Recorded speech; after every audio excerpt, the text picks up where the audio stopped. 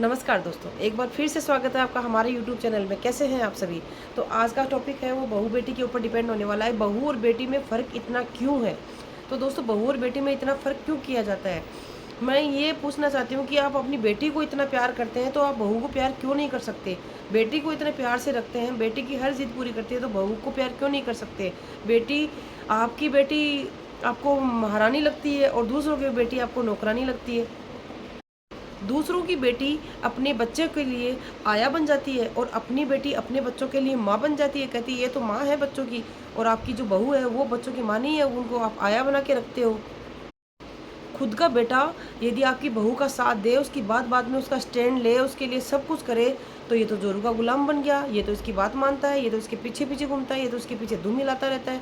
और वहीं दूसरी तरफ यदि आपका दामाद आपकी बेटी की हर बात माने, उनकी हर एक इच्छा पूरी करे, उनके हर बात बात में उसका साथ दे, तो मेरा दामाद तो बहुत अच्छा है। ऐसा फर्क क्यों? बहू कुछ खरीद ले, बहू कुछ लेकर आ जाए तो फिजूल खर्ची, बेकार खर्चा, पैसे नहीं बचाती, फालतू खर्चा करती है, ये वो 70 बातें सुना दी जाती है। और वहीं दूसरी तरफ यदि बेटी कुछ खरीद कर ले आए, तो नहीं मेरी बेटी लाई है, बहुत अच्छा है, मेरी बेटी लेकर आई है, ये सामान मेरी बेटी लाई है, अच्छा है, बहुत अच्छा है। ऐसा फ़र्क क्यों?